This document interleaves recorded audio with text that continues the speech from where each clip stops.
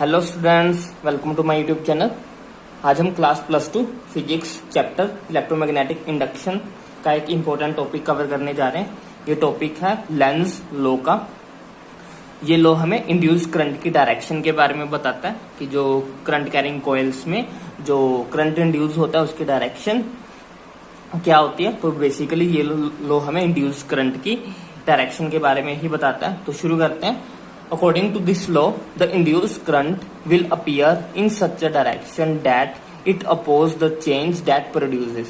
ये लो क्या कहता है? ये कहता है कि जो इंड्यूस करंट की डायरेक्शन होगी वो डायरेक्शन इस तरह से होगी कि वो उस चेंज को अपोज कर सके जिस चेंज के कारण वो पैदा हो रहा है। मीन्स जो इंड्यूस करंट क्रिएट हुआ, इंड्यूस करंट बनता कैसे है हम एक बार उस पर बात कर ले। जब जो इंड्यूस करंट होता है वो हमारा डायरेक्टली प्रोपोर्शनल टू होता है मैग्नेटिक फ्लक्स के, rate of change of magnetic flux के। जितनी ज्यादा मैग्नेटिक फ्लक्स जो है वो चेंज होती है उतना ही ज्यादा हमारा जो है वो इंड्यूस्ड करंट पैदा होता है। अब जो फ्लक्स है वो किस किस फैक्टर्स पे डिपेंड करती है? फ्लक्स जो है वो डिपेंड करती है मैग्नेटिक फील्ड की स्ट्रेंथ पे, एरिया ऑफ मैग्नेटिक कॉइल पे। इन दोनों फैक्टर्स पे जो फ्लक्स है वो डिपेंड करती है। मींस अगर हम फ्लक्स मैग्नेटिक फील्ड को इंक्रीज करेंगे तो हमारी फ्लक्स जो होगी वो चेंज होगी। अगर फ्लक्स चेंज होगी तो करंट इंड्यूस होगा। तो करंट की डायरेक्शन क्या होती है? करंट की डायरेक्शन वो होगी कि ये उस चेंज को अपोज कर सके जिस चेंज के कारण ये बन रहा है। मीन्स अगर हम मैग्नेटिक फील्ड को इंक्रीज कर रहे हैं और उसके कारण इंड्यूस करंट बना है तो इंड्यूस करंट की डायरेक्शन इस तरह से होगी कि वो मैग्नेटिक फील्ड को कम कर सके।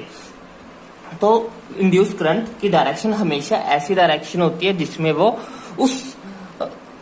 उस रीजन को अपोज कर सके जिस रीजन के कारण वो क्रिएट हो रहा है। इंड्यूस करंट जो है वो बेसिकली मैग्नेटिक फ्लक्स के चेंज होने से बनता है। अगर मैग्नेटिक फ्लक्स चेंज हो रही है तो मैग्नेटिक फ्लक्स दो कारणों से चेंज होते हैं, या तो मैग्नेटिक फील्ड के कारण या फिर एरिया के कारण। तो अगर हम मैग्नेटिक फील्ड को इंक्रीज कर रहे हैं जिसके कारण फ्लक्स इंक्रीज होगी और जो हमारा इंड्यूस करंट बनेगा, अगर जब इंड्यूस करंट बन जाएगा तो उसकी डायरेक्शन इस तरह से होगी ताकि वो मैग्नेटिक फील्ड को कम कर सके। तो वो उसको कम करने के लिए उल्टा इफेक्ट करेगा ताकि मैग्नेटिक फील्ड कम हो जाए। अगर हम मैग्नेटिक फील्ड को कम करेंगे तो फ्लक्स कम होगी और इंड्यूस करंट फिर भी पैदा होगा, लेकिन जो उसकी डायरेक्शन होगी वो इस तरह से होगी ताकि वो फील्ड को इंक्रीज कर सके। तो जो लॉ है वो ये कहता है कि जो भी हमारा इंड्यूस करंट बनता है उसकी डायरेक्शन हमेशा इस तरह से होती है ताकि वो उस चेंज को अपोज कर सके जिस चेंज के कारण ये बन रहा है। मोस्टली केसेस में ये मैग्नेटिक फील्ड के चेंज होने से ही बनता है। तो इसने मैग्नेटिक फील्ड को ही ये कम या ज्यादा करना होता है। अगर हम मैग्नेटिक फील्ड को इंक्रीज कर रहे हैं तो करंट इस तरह से इंड्यूस होगा कि वो मैग्नेटिक फील्ड को कम कर सके। अगर हम मैग्नेटिक फील्ड को कम कर रहे हैं तो करंट इस तरह से इंड्यूस होगा ताकि वो मैग्नेटिक फील्ड को इंक्रीज कर सके। तो वो हमेशा उस चेंज को अपोज करेगा जिस चेंज के कारण जो इंड्यूस करंट है वो बन रहा है। हम एक एग्जांपल की हेल्प से इसे समझने की कोशिश करते हैं तो स्टेटमेंट आपको भी क्लियर होगी कि इंड्यूस करंट की डायरेक्शन जो है वो हमेशा वो डायरेक्शन होती है जिससे वो उस चेंज को अपोज कर सके जिस चेंज के कारण वो क्रिएट हो रहा है। सपोज हमारे पास एक वायर है, इसमें से हम करंट पास करवा रहे हैं आई, ठीक है। हमने यहाँ पे एक कॉइल रख दी है और हम ये चेक करना चाहते हैं कि इस पहला तो स्टेप तो हमारा यही चेक करना होगा कि क्या यहाँ पे करंट इंड्यूस होगा। अगर होगा तो उसकी डायरेक्शन क्या होगी। तो सबसे पहले देखते हैं कि यहाँ पे करंट इंड्यूस होगा या नहीं होगा।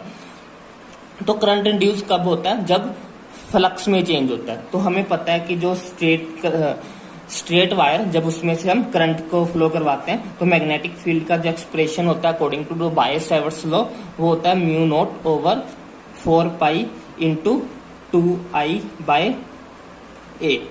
ये एक्सप्रेशन होता है हमारा मैग्नेटिक फील्ड का due to a straight wire, straight current carrying wire. यहाँ पे ये एक स्ट्रेट करंट कैरिंग वायर है, उसमें जो इस करंट के कारण जो मैग्नेटिक फील्ड प्रोड्यूस होगी वो इतनी होती है μ0/4 पाई इंटू 2I/A। तो अगर हम देखें कि मैग्नेटिक फ्लक्स जो है वो डायरेक्टली प्रोपोर्शनल टू है I के।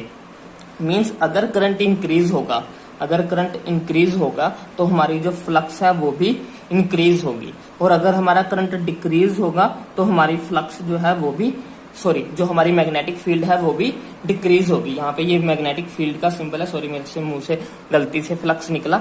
तो अगर हम करंट को इंक्रीज करेंगे तो मैग्नेटिक फील्ड भी इंक्रीज होगी, अगर हम करंट को डिक्रीज करेंगे तो मैग्नेटिक फील्ड भी जो है वो डिक्रीज होगी, क्योंकि दोनों का डायरेक्ट रिलेशन है। और अगर हम यहाँ पे कांस्टेंट रख रहे हैं, अगर हम करंट को रखें कांस्टेंट, अगर हम करंट को रख दें कांस्टेंट मींस अगर हम करंट को बढ़ाए ही ना, अगर हम करंट को नहीं बढ़ाएंगे तो हमारा बी भी जो होगा वो कांस्टेंट हो जाएगा। बी कांस्टेंट हो गया और हमें पता है कि जो फ्लक्स है फाई जो है वो डायरेक्टली प्रोपोर्शनल टू होती है बी के। अगर बी कांस्टेंट है तो हमारा फाई भी जो होगा वो कांस्टेंट हो जाएगा, मींस जो हमारी फ्लक्स की वैल्यू हो जाएगी वो भी कांस्टेंट होगी, मींस फ्लक्स जो होगी वो चेंज नहीं होगी। अगर फ्लक्स चेंज नहीं होगी तो करंट इंड्यूस होगा ही नहीं, मींस अगर हम इसे कांस्टेंट रखेंगे तो यहाँ पे कोई करंट इंड्यूस नहीं होगा। तो पहली बात तो हमें यही चेक करना था कि करंट कब इंड्यूस होता है और कब नहीं। अगर हमारा करंट, अगर हमने एक वायर रखी है स्ट्रेट वायर और उसके पास हमने कोई कॉइल रखी हुई है जिसमें हमें ये चेक करना है कि इंड्यूस करंट हो रहा है या नहीं हो रहा, तो अगर तो उस करंट कैरिंग वायर में करंट जो है वो कांस्टेंट रहेगा तो मैग्नेटिक फील्ड भी कांस्टेंट हो जाएगी, क्योंकि according to Biot Savart's law हमारे पास मैग्नेटिक फील्ड होती है μ0/4π × 2I/a, मींस जो मैग्नेटिक फील्ड है वो डायरेक्टली प्रोपोर्शनल टू होती है current passing through the wire. अगर करंट ही कांस्टेंट हो जाएगा तो फील्ड जो होगी वो भी कांस्टेंट हो जाएगी, क्योंकि ये एक्सप्रेशन तो पहले ही कांस्टेंट होता है, एरिया तो यहाँ पे कांस्टेंट, डिस्टेंस तो यहाँ पे कांस्टेंट रहेगा ही। तो अगर हमने करंट को कांस्टेंट रख दिया तो मैग्नेटिक फील्ड कांस्टेंट हो जाएगी। अगर मैग्नेटिक फील्ड कांस्टेंट हो गई है तो फ्लक्स भी कांस्टेंट हो जाएगी, क्योंकि फ्लक्स जो होते हैं वो डायरेक्टली प्रोपोर्शनल टू होती है बी के। एरिया की यहाँ पे कोई बात नहीं है, क्योंकि हम एरिया यहाँ पे डिक्रीज या इंक्रीज कर ही नहीं रहे हैं, तो यहाँ पे सिर्फ फ्लक्स मैग्नेटिक फील्ड की ही बात होगी। तो अगर हम मैग्नेटिक फील्ड को कांस्टेंट रख रहे हैं तो फ्लक्स भी कांस्टेंट हो जाएगी। अगर फ्लक्स कांस्टेंट होगी तो rate of change of means जो फ्लक्स है वो कभी चेंज ही नहीं हो रही, वो हमेशा कांस्टेंट है, तो rate of change of flux जो हो जाएगी वो जीरो हो जाएगी, जिसका मतलब जो हमारा करंट हो जाएगा वो जीरो हो जाएगा। तो इस केस में यहाँ पे कोई इंड्यूस करंट नहीं होगा।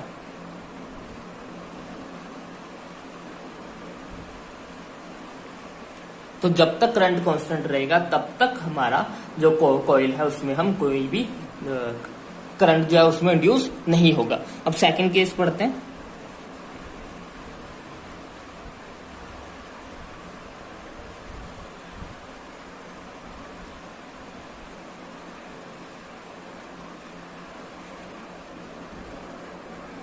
हमने करंट या सेकंड केस में हमें अब भी यही चेक करना है कि इसमें करंट इंड्यूस होगा, अगर होगा तो वो किस डायरेक्शन में होगा।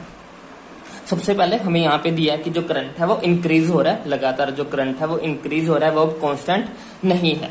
तो फिर according to Biot Savart's law हमारे पास जो बी है वो डायरेक्टली प्रोपोर्शनल टू होता है आई के।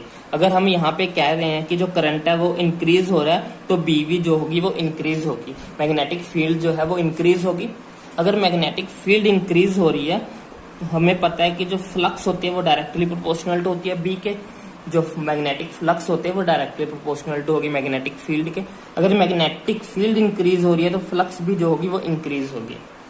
और अगर फ्लक्स इंक्रीज हो रही है तो हमारा जो इंड्यूस्ड करंट होता है वो होता है rate of change of flux. अगर फ्लक्स इंक्रीज हो रही है तो करंट इंड्यूस होगा, तो इस केस में यहाँ पे करंट इंड्यूस होगा। तो अब हमें ये चेक करना है कि उसकी डायरेक्शन क्या होगी। डायरेक्शन चेक करने के लिए हम right hand thumb rule use करेंगे। आपको पता है अगर हम अपना राइट हैंड ले उसका थंब अगर हम in the direction of current रखें तो हमारी जो फिंगर्स की कर्ल की डायरेक्शन होगी वो हमें डायरेक्शन ऑफ मैग्नेटिक फील्ड देती है। या फिर आप ये भी कह सकते हो कि अगर हम थंब को मैग्नेटिक फील्ड की डायरेक्शन में रखें तो ये फिंगर्स हमें जो होगी वो डायरेक्शन ऑफ करंट देगी। तो वही करते हैं, थंब को रखेंगे in the direction of current की डायरेक्शन में रखा थंब को और फिंगर्स को कर्ल किया। फिंगर्स को जब हम कर्ल करेंगे तो ये अंदर की तरफ जा रही है इस साइड, दिस साइड ये अंदर की तरफ जाएगी, लेकिन कॉइल हमारी इधर नहीं इधर पड़ी है। तो फिंगर्स को घुमा के अगर हम इस साइड तक लेकर आएंगे, इधर जिधर कॉइल पड़ी है, तो घुमा के इधर लेकर आएंगे तो ये फिंगर्स बाहर की तरफ पॉइंट करेंगी। तो यहाँ पे जो मैग्नेटिक फील्ड होगी वो बाहर की तरफ आएगी। फॉर एग्जाम्पल ये मेरे पास एक स्ट्रेट वायर है जिसमें से करंट फ्लो कर रहा है ऊपर की तरफ। ऊपर की तरफ ऐसे इस डायरेक्शन में करंट फ्लो कर रहा है। मैंने in the direction of thumb जो है मैंने in the direction of current रखा और फिंगर्स को कर्ल करना शुरू किया। इस डायरेक्शन में वो अंदर को आ रहा है, लेकिन जब मैं ऐसे घूम के इस तरफ पहुंचा, जिस तरफ मेरी कॉइल पड़ी है, इस तरफ कॉइल पड़ी है ना, तो जब मैं घूम के इस तरफ पहुंचा तो ये फिंगर्स मेरी बाहर की तरफ आ रही थी। करंट को रखना है, थंब को रखो in the direction of current, और जो फिंगर्स है वो बाहर की तरफ आएंगी इस साइड। इस दिस साइड अंदर की तरफ होगी। अगर हम इस साइड रखी होती कॉइल तो ये अंदर की तरफ होती मैग्नेटिक फील्ड, लेकिन हमने इधर रखी हुई है कॉइल, तो जब ये पूरा घूम के हाथ यहाँ तक पहुंचेगा दिस साइड, तो ये बाहर की तरफ पॉइंट करेंगी फिंगर्स। तो दिस साइड जो होगी ये मैग्नेटिक फील्ड बाहर की तरफ होंगी, हमारे फेस की तरफ आएंगी ये ऐसे बाहर की तरफ, और इधर ऐसे अंदर कॉपी की तरफ जाएंगी नीचे की तरफ। अगर दिस साइड कॉइल रखी होती तो अंदर की तरफ मैग्नेटिक फील्ड होती वहां पे, और इस साइड हम चेक कर रहे हैं तो इस साइड बाहर की तरफ आएगी।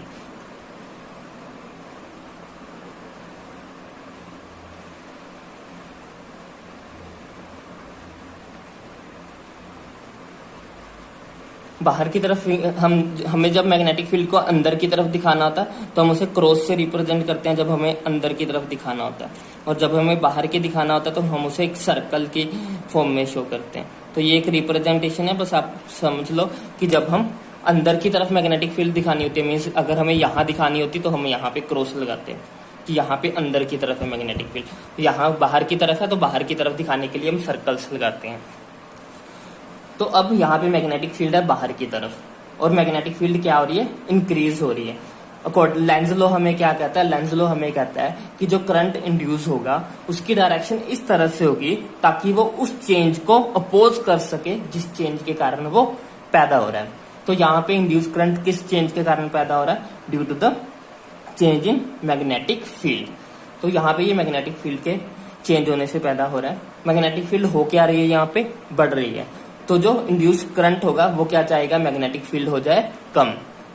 तो अब ये मैग्नेटिक फील्ड को कम करना शुरू करेगा। आपको पता है कि जब किसी भी कॉइल में करंट फ्लो करता है तो उसमें मैग्नेटिक फील्ड पैदा होनी शुरू होती है। तो जब इसमें से करंट फ्लो करना शुरू कर जाएगा तो एक इसकी भी इंड्यूस्ड मैग्नेटिक फील्ड होगी, इस कॉइल में भी एक मैग्नेटिक फील्ड इंड्यूस होनी शुरू हो जाएगी, और उस मैग्नेटिक फील्ड की डायरेक्शन ऐसी होगी ताकि वो पहले वाली मैग्नेटिक फील्ड को कम कर सके, क्योंकि हमें यहाँ पे मैग्नेटिक फील्ड को कम करना है।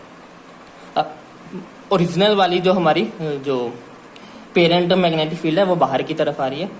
जो इंड्यूस्ड मैग्नेटिक फील्ड होगी इस कॉइल के कारण वो चाहेगी कि वो अंदर की तरफ हो, कॉपी की तरफ, अंदर की तरफ हो, ताकि दोनों एक दूसरे को कैंसिल करके कम कर सके। क्योंकि यहाँ पे इंक्रीज हो रही है तो इंड्यूस करंट का रोल ये होगा कि वो मैग्नेटिक फील्ड को कम कर सके। कम करने के लिए क्या होगा, जितनी बाहर आ रही है उससे थोड़ी वो अंदर की तरफ लेके जाए ताकि कुछ ना कुछ अमाउंट माइनस होके कैंसिल हो सके।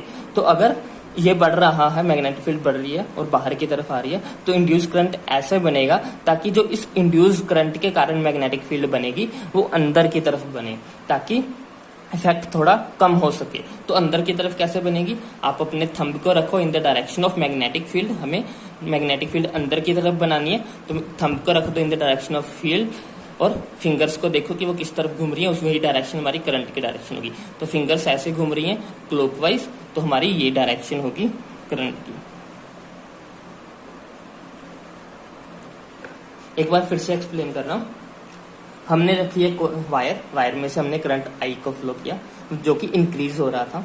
हमें पता है कि जो मैग्नेटिक फील्ड होती है वो डायरेक्टली प्रोपोर्शनल होती है करंट की। अगर हम करंट को बढ़ा रहे हैं तो हमारी जो फील्ड है वो भी बढ़ेगी। अगर फील्ड बढ़ रही है तो फ्लक्स बढ़ेगी, अगर फ्लक्स बढ़ रही है तो rate of change of flux तो चेंज होगा, जिसके कारण इंड्यूस करंट जो होगा वो क्रिएट होगा यहाँ पे।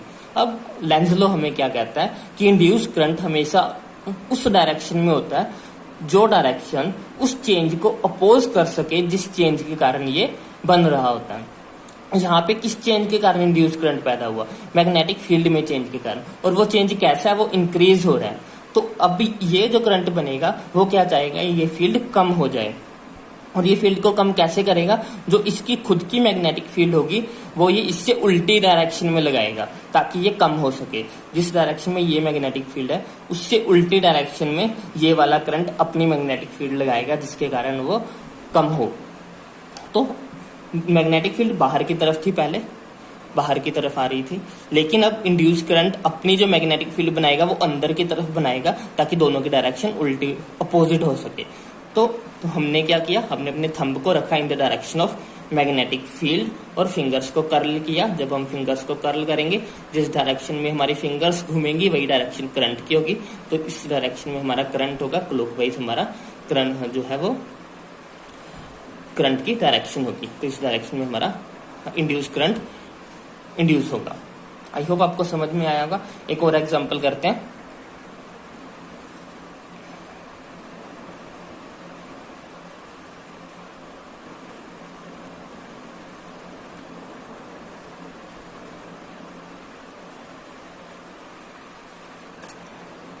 अब हम क्या कर रहे हैं, हम करंट को अब इस टाइम डिक्रीज कर रहे हैं। डिक्रीज कर रहे हैं तो हमारा क्या होगा, अगर हम करंट को डिक्रीज कर रहे हैं तो current magnetic field directly proportional होते हैं करंट के। करंट डिक्रीज तो मैग्नेटिक फील्ड भी डिक्रीज, मैग्नेटिक फील्ड डिक्रीज तो हमारी फ्लक्स भी जो होगी वो डिक्रीज होगी।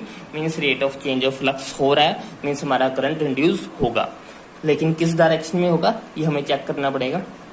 ये फिर से वैसे पढ़िए, इस बार भी करंट ऊपर की तरफ जा रहा है तो हम फिंगर्स को घुमाएंगे तो ये मैग्नेटिक फील्ड ऐसे बाहर की तरफ आएगी, तो यहाँ पे मैग्नेटिक फील्ड जो बनेगी वो बाहर की तरफ बनेगी।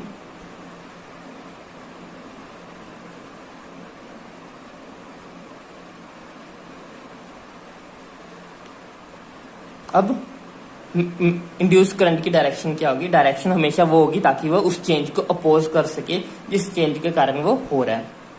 तो यहाँ पे क्या चेंज रिस्पॉन्सिबल है फ्लक्स चेंज होने का, मैग्नेटिक फ्लक्स कम हो रही है, तो ये क्या चाहेगा, मैग्नेटिक फील्ड ज्यादा हो। पहले कम हो रही है, इसने क्या करना है, उसको ज्यादा करना है। ज्यादा कब कर पाएगा, जब जिस डायरेक्शन में मैग्नेटिक फील्ड है उसी डायरेक्शन में ये भी मैग्नेटिक फील्ड बनाए तो वो ज्यादा होगी।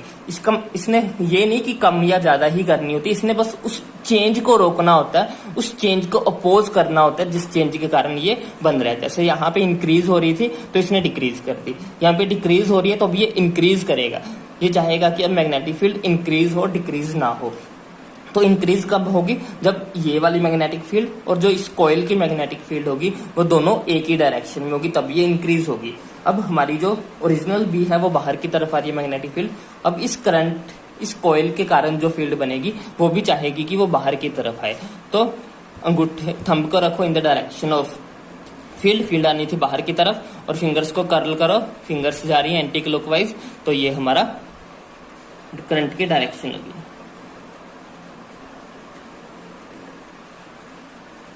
आई होप आपको समझ में आ रहा होगा। इंड्यूस्ड करंट की जो डायरेक्शन होती है वो हमेशा वो डायरेक्शन होती है ताकि वो उस चेंज को अपोज कर सके जिस चेंज के कारण वो बन रही है। ये कोई पक्का नहीं है कि वो हमेशा डिक्रीज ही करेगा, वो हमेशा कम ही करेगा या हमेशा ज्यादा ही करेगा। वो डिपेंड करता है कि हमारा जो फैक्टर है वो पहले डिक्रीज हो रहा है कि इंक्रीज हो रहा है। जैसे अगर वो चेंज जिसके कारण वो पैदा हो रहा है वो चेंज इंक्रीज में है तो ये डिक्रीज करने की कोशिश करेगा, अगर वो चेंज डिक्रीज में है तो ये उसको इंक्रीज करने की कोशिश करेगा। कुछ और एग्जांपल्स लेते हैं, आपको अच्छे से क्लियर हो जाएगा। इस बार हमने क्या किया, हमने इस बार करंट को उल्टे डायरेक्शन में फ्लो करवाया। इस बार करंट नीचे की तरफ आ रहा है लेकिन हो करंट इंक्रीज ही रहा है, करंट इंक्रीज हो रहा है, करंट इंक्रीज हो रहा है हमारा, तो हमारी बी भी जो है वो इंक्रीज होगी। अगर बी इंक्रीज हो रहा है तो फ्लक्स भी हमारी इंक्रीज होगी, मीन्स जो हमारा करंट है वो इंड्यूस होगा। किस डायरेक्शन में होगा वो हम चेक कर लेते हैं। थंब रूल लगाना है, राइट हैंड थंब रूल, इसको रखो इन द डायरेक्शन, थंब को रखना है in the direction of current, और इसको फिंगर्स को देखेंगे किस तरफ, हमने इसी तरफ देखनी है। फिंगर्स जो है वो अंदर की तरफ जा रही है, फिंगर्स जो है वो अंदर की तरफ जाएंगी, मीन्स जो फील्ड है वो इनवर्ड है, यहाँ पे जो फील्ड है वो इनवर्ड बनेगी।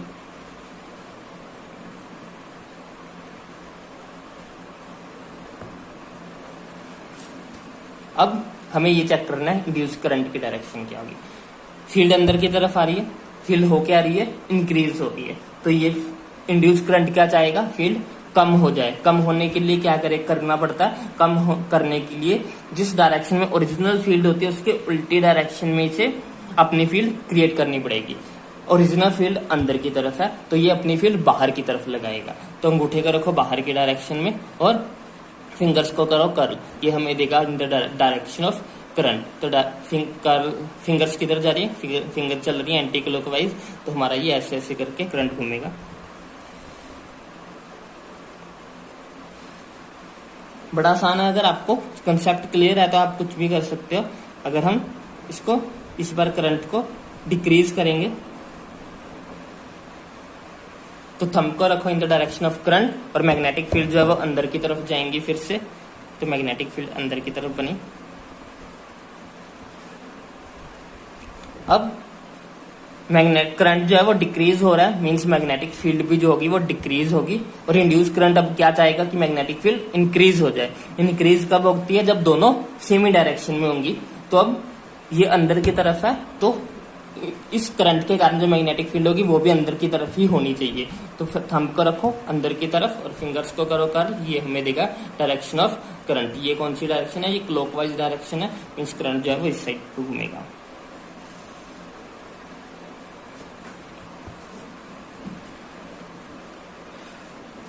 आई होप आपको समझ में आ गया होगा। अगर दिस साइड अगर चेक करनी होती तो दिस साइड अगर हम थंब को रखते ऐसे करके और फिंगर्स को पूरा घुमा के लेकर आते तो दिस साइड ये बाहर घूम के आती, ऐसे